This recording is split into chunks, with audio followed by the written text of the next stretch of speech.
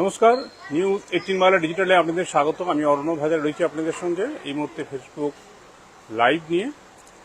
মূলত অভিষেক বন্দ্যোপাধ্যায় সংক্রান্ত খবর এবং অভিষেক বন্দ্যোপাধ্যায়ের যে রক্ষা কবচ মামলা সেই সংক্রান্ত খবর নিয়ে এই মুহূর্তে আপনাদের সঙ্গে ফেসবুক লাইভে আসা।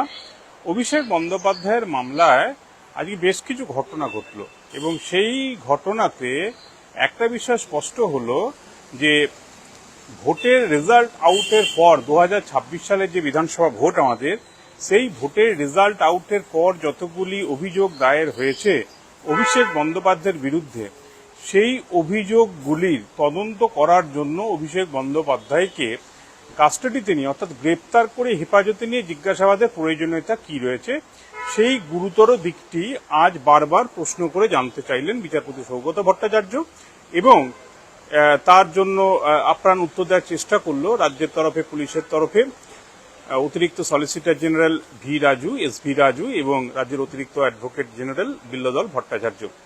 এবং এক্ষেত্রে মামলায় অন্যতম যে বিষয়টি বারবার ঘুরে ফিরে এসছে যে এতগুলো এফআইআর, 16টা এফআইআর এর কথা বলা হয়েছে, যদিও আজকে মূলত 3টে যে এফআইআর এ আগে অন্তর্বর্তী রক্ষা কবচ ছিল অর্থাৎ আশুতি কালীপুর বা আশুতি কালীতলা, বিষ্ণুপুর এবং ভবানীপুর থানা, সেটা 31 অগস্ট পর্যন্ত এক্সটেন্ড হয়েছে, অর্থাৎ অন্তর্বর্তী রক্ষা কবচ সেটা মেয়াদ বাড়ানো হয়েছে। পাশাপাশি 25 অগস্ট মামলার শুনানি হবে। কিন্তু এক্ষেত্রে 16টা এফআইআর রয়েছে এবং সেই এফআইআরগুলো সবই হচ্ছে ভোটের ফল প্রকাশের পর। এবং বিচারপতি সৌগত ভট্টাচার্য বলছেন যে কলকাতা হাইকোর্টের নির্দেশে দুটো মামলায় ইতিমধ্যেই প্রথমে রক্ষা কবচ পায়, তার শর্ত হচ্ছে তদন্তে সব রকম সহযোগিতা অভিষেক বন্দ্যোপাধ্যায়কে করতে হবে। এরপর আরো 3টে মামলায় অন্তর্বর্তী রক্ষা কবচ দেওয়া হয়েছে। এই রক্ষা কবচ দেওয়ার পরে অভিষেক বন্দ্যোপাধ্যায়ের বিহেভিয়ারে তদন্তে কি অসহযোগিতা করছে বা অন্য কোন রকম অভিযোগকারীর ওপর প্রভাব বিস্তার করছে, এইরকম নির্দিষ্ট কোনো তথ্য কি আছে? অর্থাৎ অভিষেক বন্দ্যোপাধ্যায় যে যে শর্ত দিয়েছে আদালত, সেই আদালতের শর্ত অনুযায়ী সেটি তদন্তে সহযোগিতা করছে কি করছে না, এই বিষয়টা তিনি স্পষ্ট করে জানতে চান।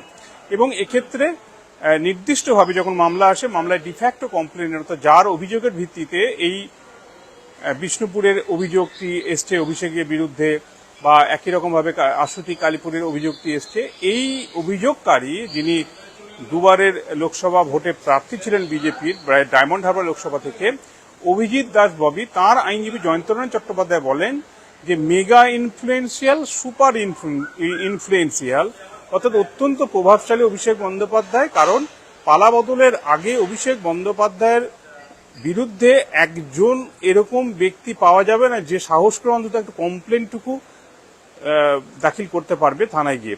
শুধু তাই নয়, পরিস্থিতি এরকম ছিল থানাতেও যে অভিযোগ দাখিল করা যেত এরকমটাও কিন্তু নয়। বিচারপতি বলেন যে তাহলে সেই প্রভাবশালী তকমা এখন তো নেই, এখন তো পরিস্থিতি শান্ত। কারণ অভিষেক বন্দ্যোপাধ্যায় তার নিজের কার্যালয় ভাঙা হয়েছে, হাইকোর্ট বসেছে রবিবার দিন, সেতে স্টে দিয়েছে, কাজেই সেই পরিস্থিতি এখন নেই। কাজে এখন যে অভিযোগ হচ্ছে, ইতিমধ্যেই 5টি মামলা যেহেতু অন্তর্বর্তী রক্ষা কবচ দেওয়া হয়েছে, এই অবস্থায় অন্তর্বর্তী রক্ষা কবচ সেটা যদি তদন্তে অসহযোগিতা করে বা কোন রকম সমস্যা থাকে তাহলে সব পক্ষ জানাতে পারে। এক্ষেত্রে অভিজিৎ দাস ববি তার তরফে আইনজীবী জানান যে সবার সামনে হুমকি দিয়েছে অভিষেক বন্দ্যোপাধ্যায়, দেখে নেওয়ার হুমকি দিয়েছে এখনই এই অবস্থায় যখন হাইকোর্ট রক্ষা কবচ দিচ্ছে। যদিও এই বিষয়টি খুব একটা আমল পায়নি, আপাতত তিনি বিদেশ যাবেন কি যাবেন না, সুপ্রিম কোর্টের আদেশে কবে যাবেন সে বিষয়টি স্পষ্ট নয়।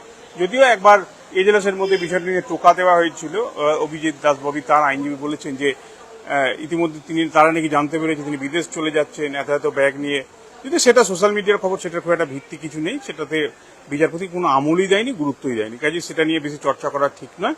তবে এক্ষেত্রে যে বিষয়টি এসছে, 16টা যে এফআইআর হয়েছে, রাজ্যের অতিরিক্ত অ্যাডভোকেট জেনারেল জানাচ্ছে যে দুটো মামলাতে ইতিমধ্যেই রক্ষা কবচ প্রথমে পেয়েছিল অভিষেক ব্যানার্জি, সেই দুটো এফআইআর নাকি 16টার মধ্যে নেই। তাহলে সেই হিসাবে ধরতে গেলে 18টা এফআইআর হয়। যদিও এই 3টে এবং আগের দুটো 5টা এফআইআর এর অন্তর্বর্তী রক্ষা কবচ বহাল থাকছে।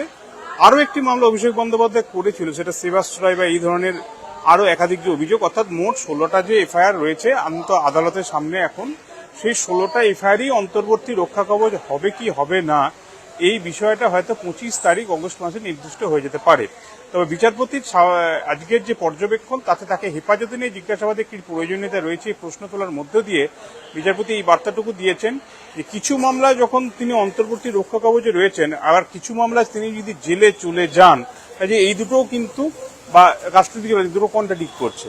কাজে এই অবস্থায় একটা ফর অর্ডারে আকারে মামলাটা কোনোদিন আসতে পারে এবং এই 16টা মামলার ক্ষেত্রেই অন্তর্বর্তী রক্ষা কবচ হবে কিনা সে বিষয়টা তো আদালত নির্দিষ্ট করবে।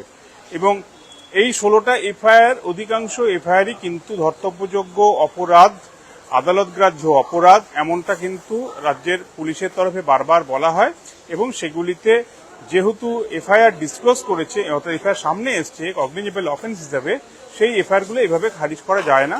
এরকম একাধিক আইনি যুক্তিতে বিভিন্ন জাজমেন্টও দেখানো হয়েছে। আদতে 3টি মামলার অন্তর্বর্তী রক্ষা কবচের মেয়াদ বেড়েছে অভিষেক বন্দ্যোপাধ্যায়ের 31শে অগস্ট পর্যন্ত, কিন্তু মোট যে 16টা এফআইআর সেই 16টা এফআইআর এর ওপরই অভিষেক বন্দ্যোপাধ্যায়ের অন্তর্বর্তী রক্ষা কবচ থাকবে কি থাকবে না সেটা হয়তো 25শে অগস্ট জানা যেতে পারে, তার একটা আভাস মিলেছে। আপাতত এই পর্যন্তই। আপনারা দেখতে থাকুন নিউজ 18 বাংলা। আপনাদের কোনো সাজেশনস থাকলে জানাবেন কমেন্ট বক্সে কমেন্ট করে। ভালো থাকবেন, সুস্থ থাকবেন, সুন্দর থাকবেন।